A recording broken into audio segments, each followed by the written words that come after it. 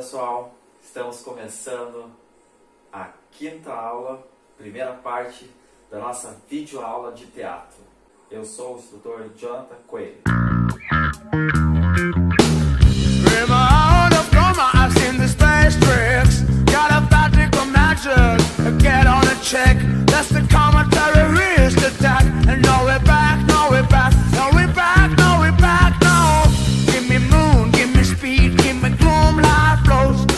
From your nose, yeah.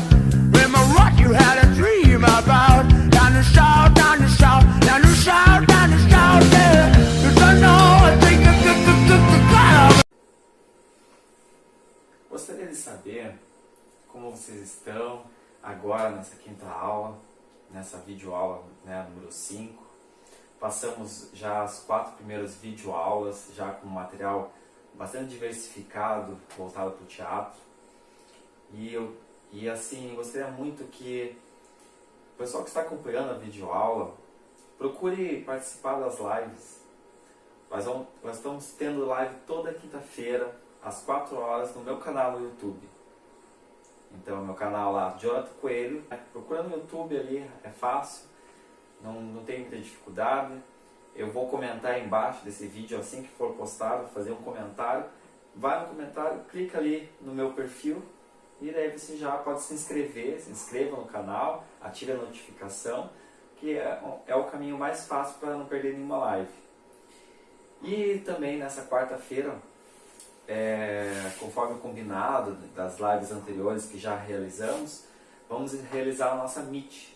Nós vamos realizar uma Meet, uma espécie de reunião, videoconferência. E eu espero todos vocês lá para essa nossa reunião, para que possa ver, será quarta-feira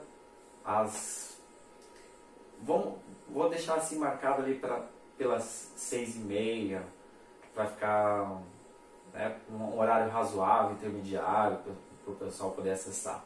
Então, quarta-feira, às 6h30, eu mandarei um link no grupo de WhatsApp. Então, se você está interessado em participar dessa reunião, converse, mande uma mensagem para mim, para que eu possa adicionar você nesse grupo de WhatsApp também, para ter acesso a essa nossa reunião, ok? Nós estávamos discutindo na videoaula número 4 um pouquinho da história do teatro. E aí, na continuidade, nós falamos sobre como surgiu o teatro, nós falamos um pouquinho sobre o teatro grego, e o quão foi interessante toda a forma como eles trabalhavam. E depois dos gregos, depois do declínio dos gregos, por volta do século 3 a.C., eles foram dominados por vários povos. Então, um dos povos que dominaram os gregos foram os romanos. Eles conseguiram boa parte do território, atingiram uma abrangência territorial muito grande. E aí vem uma pergunta: será que o teatro romano era basicamente igual ao teatro grego? Porque os romanos importaram muito da cultura grega. Importaram. Mas eles tinham a sua própria maneira de ser. Eles tinham o seu jeito de ser. Para os gregos, o teatro era uma conexão com o sagrado. As tragédias gregas provocavam um sentimento de temor, piedade nas pessoas, Então, os cidadãos gregos. O teatro era muito usado para isso, uma forma mística de trazer todo um conhecimento, a cultura dos gregos. Eles prezavam muito por isso, Eles tinham isso, o teatro, como uma arte sagrada, Já para os romanos, o teatro perde um pouco esses ares de sagrado e já começa a valer mais para o seu deleite, mais para a diversão dos romanos. Tanto é que para os romanos o que era mais o teatro, a forma de teatro que mais acontecia, que eles achavam mais interessantes, eram comédias. Eles gostavam mais das comédias, de dar risada, de se divertir com o teatro. E o jeito deles de ser também favoreceu a criação do circo romano, o Coliseu. o Coliseu era um espaço de combates, né, combates violentos entre os romanos, talvez, e principalmente assim os primeiros cristãos que estavam aparecendo, né, de outros povos, onde não estavam seguindo a própria cultura dos romanos, então eles colocavam esses primeiros cristãos lá na arena, principalmente para o deleite de ver a morte desse cidadão, para acabar um escravo, enfim, qualquer um que fosse contra os romanos poderia cair de repente nessas arenas de combate, né? E o povo gostava de ver isso, né? Gostava. A arena, essa arena do circo romano, se for parar para pensar, tem tudo a ver com várias arenas que temos hoje, né? A ideia de um espaço, né? Uma arena e tal, para as pessoas se divertirem com um espetáculo, né? Só que no caso dos humanos o espetáculo era um espetáculo mais violento. Hoje nós temos várias arenas, como o Maracanã, né? De futebol, temos aí vários espaços onde, né, já acontece algum esporte, uma atividade para as pessoas também se divertirem. E também esse circo romano, como era chamado, já falei em outras videoaulas, é muito diferente do circo como nós temos hoje, né? O circo como espaço, o circo romano era mais para um combate violento, o circo hoje vale mais para diversão, né? E aí já falei também sobre a diferença na questão do circo, né? Do circo e teatro. O circo, né? No caso é mais uma apresentação de habilidades, né? De mostrar precisando de técnicas ali, de habilidades, enfim, diversas, né? E o teatro mais para a arte da representação, de tendo um roteiro, uma história que o público consiga acompanhar, né? Então fica mais para representação, para atuação em si. Voltando para os romanos, eles adaptaram muita coisa da cultura grega, né?